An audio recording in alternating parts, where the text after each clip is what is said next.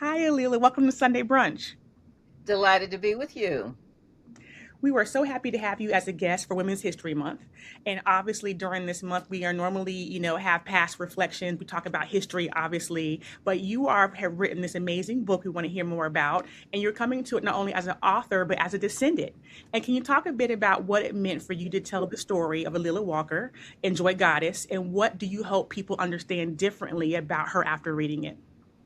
So, April, when I was writing On Her Own Ground, The Life and Times of Madam C.J. Walker about my great great grandmother, I realized that Alelia Walker, my great grandmother, needed her own story because she's been overshadowed by her amazing, iconic mother, but she had an interesting life on her own.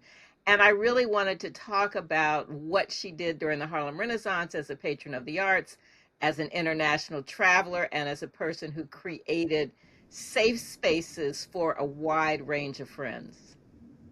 That's amazing. And hopefully, our audience had a chance to read the book. It was on our Chisholm summer book list last summer. So we're happy to have you on Sunday Brunch right now. And you talk about Alila Walker as a convener and someone who understood the importance of bringing people together intentionally and creating these spaces. And Higher Heights tries to do the same thing. Sunday Brunch is one of our sacred spaces. We understand the time that we're in, and we try to bring Black women together. But I would love for you to talk more about the Dark Tower and the safe space that she created there. And what did that kind of influence actually do for Black culture in the Harlem Renaissance in real time? And how can we compare that to what's happening today? Okay, that was a lot of questions. So you may have to ask me I will. I again to will. get all of that in there. But they're great questions. So the Dark Tower was the iconic gathering place that Alelia Walker created in October of 1927. And anybody who writes about the Harlem Renaissance will reference that because that's where the artists and writers and musicians and actors of that era would come together for concerts, for poetry readings, for art exhibitions, as well as fraternity and sorority parties and wedding receptions and just a wide range of things, card parties, whatever. But she really was part of a tradition with her mother of entertaining in their home. So we know Madam C.J. Walker started life poor, orphaned washerwoman until she was 38 when she created the Madam C.J. Walker Manufacturing Company. But the wealth that came from that allowed Alelia Walker to have homes where she could entertain people. So her mother's mansion in Irvington, New York, just outside of New York City, a beautiful townhouse on 136th Street, and then her own small apartment on Edgecombe Avenue on the western edge of Harlem. So those three spaces meant that she was unlike most people. She had three homes, and all of them were lovely places where she could gather people. She and her mother both loved music, they both loved theater. And so she had been entertaining since she had first moved to Harlem in 1913 in this beautiful townhouse. They knew the artists, the musicians, and the actors. And so those were people who were part of their scene. So it didn't just start with the Dark Tower in 1927. She had been entertaining and bringing people together throughout that period of time, for a decade earlier. And then after she traveled internationally in 1921 and 22 to Europe, Africa, and the Holy Land, her circle of friends expanded to become international. So it was really quite an amazing mix of people. That is so amazing. And I did want to talk more about that because one of the things that I found striking was the expansive space and the people across race, across class, across sexuality, like you mentioned, international, queer creatives. How radical was that kind of inclusion for that time?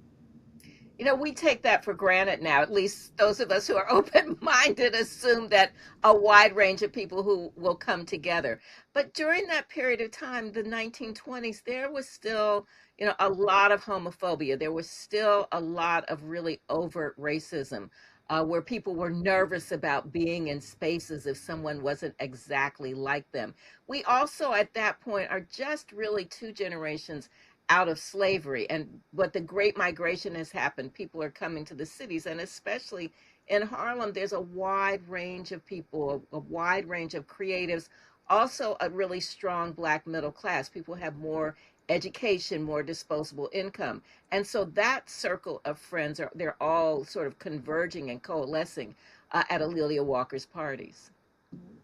That is amazing. And what I also found amazing and striking in the book was the idea that she was able to sit down with the young Langston Hughes and the County Cullen and ask, "What do you need?"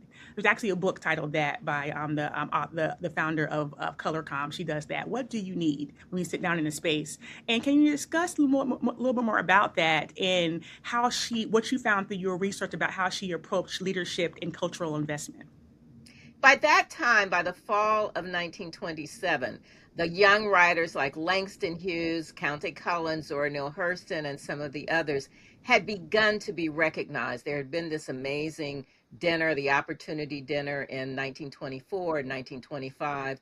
And A'Lelia Walker knew these young writers. Everybody, if somebody wanted to raise money or they wanted some sponsorship, of course, they approached her. But she wanted to do something more. And with Bessie Bearden, who was her good friend, who was a society columnist for the Black newspapers, and who was also the mother of, at the time, a very young Romery Bearden, the artist that we now know as the iconic artist. But she and A'Lelia Walker invited these young creatives to A'Lelia Walker's apartment to 80 Edgecombe Avenue and talked about what they'd like. And of course, the young writers, as Bruce Nugent, who was one of the writers who was there, said they were always starving and hungry, and they were really looking for a place, kind of a bohemian crash pad. And so she, talked with them about that. That's what they really wanted. But she also had to make a profit, or at least break even. And so it became this combination of a place where culture could happen, but also it became an event space that people would rent for their parties. That is so amazing. Thank you for sharing that. I also wanted to bring to this conversation our audience because we're higher heights. We are in a constant, especially in this political climate, of building, of organizing, of building political power, and love that she created these spaces for people to be able to come together and do similar things. And what does it mean to you in this moment to see that continue? How do you think if she were here today, she would perceive this time, and what would she be doing? Well, many people say, oh, the Harlem Renaissance ended with the crash of the market in 1929. But I really do think that this sense of our creativity, our culture, this resilience, that this has never really stopped, that we just keep reinventing it with each generation. So I think A'Lelia Walker would have been delighted to be part of it. And as we know, culture often is the inspiration for a lot of our political activity, especially our political fundraising. And she was a master at that. She decided during World War I there needed to be an ambulance for Black soldiers, and so she used culture to raise money. She invited her friend Enrico Caruso, the famous Italian opera singer, to be a cameo celebrity at a big fundraiser in Harlem. They used he did not appear. He actually uh, his voice was strained, but his promise of appearance helped them raise the money that they needed to raise. And so she knew how to use culture to raise money for these political causes, for these other causes. And she was very close to, while she was not specifically herself involved in politics, a few of her closest friends were. Romery Bearden's mother, Bessie Bearden, was involved with Democratic national politics. She was a school board member. A'Lelia Walker was very close to Lucille Green Randolph, A. Philip Randolph's wife. She had run for a city council office under the Socialist Party. So A'Lelia Walker was plugged in to politics, and she understood the role that it played. No, thank you for that. And I also just wanted to talk about the title, Joy Goddess, and how it came to be. And I'm going to start there and then I'll ask my next question. So you can answer that for us. So Joy Goddess, it was a title I couldn't resist. Langston Hughes, who had known A'Lelia Walker, in his memoir, The Big C, called her the Joy Goddess of Harlem's 1920s because of the great parties she gave, because she was such a charismatic personality. There, one writer said she didn't just walk into a room; she just appeared, she swayed, she swept into the room. And so I couldn't resist conveying that sense of purpose, that sense of charisma to people. Well, that's wonderful. And I also just wanted to touch upon, I know we talk about the legacy of her mother. I know in the book we discussed that she also, Leila Walker, had her own disappointments and pressures. And we know with black women that lead, when we lead and we're in front, there's also another side of that. Can you talk just a bit about that and what you learned from that through your research in the book as well? Absolutely. Well, I think as you and I pointed out together previously, Joy Goddess is a bit of an ironic title. And so I wanted to say that she created joy for others, but yes, she had her own hardships, her own challenges. And in writing the book, I really did want to portray a complex woman, somebody who had her own amazing personality, her own gifts, but who had a mother who was larger than life, and to whom she was compared. And of course, she would come up short because she couldn't recreate all of the amazing things that her mother had done as a businesswoman who created jobs for thousands of women, who was involved in politics, who everybody knew. So she often came up short in other people's eyes. But I wanted to show how she tried to carve her own way by being a patron of the arts, and then just being herself. No, that's great. And you have had quite the year. I've seen you on social media. So happy that the book has been doing so well and you have been going on tour. Can you just talk about a bit about your experiences, where we can find you next, and how has the book been received? I've been having a great time. Joy Goddess came out in June, and I think I'm on the book tour for life. But it's a good thing because as I travel around, I'm getting to see old friends, to make new friends, and getting to hear what people like about the book, what questions they have about the book. So that's just been a real gift to me. Um, I'm posting where I'm going to be on all of my social media, at Adelia Bundles on TikTok and Instagram and Facebook and LinkedIn.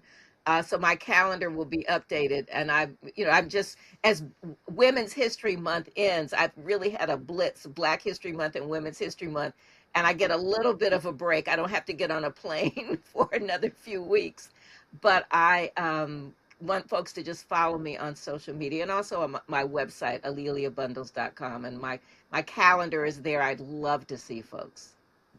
That's wonderful. Thank you so much for that. And we try to ask all of our guests this because, again, you're busy, we're in this political climate. We thank you for giving us this to read and learn more about her. But in your own time, what are you reading? How are you caring for yourself? How are you centering joy? So I try to exercise every day. I go to the gym. I take Pilates.